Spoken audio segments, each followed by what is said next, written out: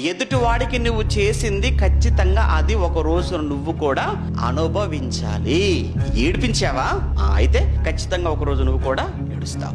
ఒకరిని అవమానపరిచావా? అయితే ఖచ్చితంగా ఒక రోజు నువ్వు కూడా అవమానించబడతావు. అయితే ఒకరిని నిందించావా? నువ్వు ఖచ్చితంగా ఏదో ఒక రోజు నువ్వు కూడా నిందించబడక తప్పదు. ఎందుకంటే నువ్వు విత్తేది చెడు.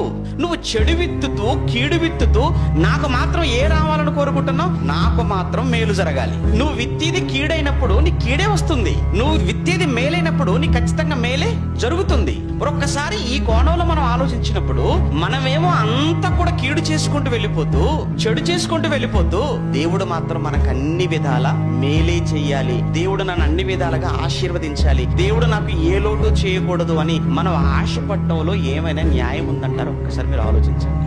అంటే ఒకసారి మనకు వచ్చే కొన్ని రోగాలకు కావచ్చు, అలానే మనకు వచ్చే కొన్ని సమస్యలకు కానీ, మనకు వచ్చేటువంటి కొన్ని కష్టాలను కూడా మనం ఆలోచిస్తున్నప్పుడు ఎక్కడో మనం రాంగ్ ట్రాక్ లోకి వెళ్ళాం, ఎక్కడో మనం పొరపాటు చేశాం, ఎక్కడో మన తప్పటడుగులు పడ్డాయి, ఎక్కడో మన నిర్ణయాలు భిన్నంగా వెళ్ళిపోయాయి. అందువలనైనా ఈరోజు మనకి ఏ బాధలు, అందువలనైనా ఈరోజు మనకు వచ్చిన ఈ కష్టాలు, అందువలనైనా ఈరోజు మనం ఉన్నటువంటి సమస్యలు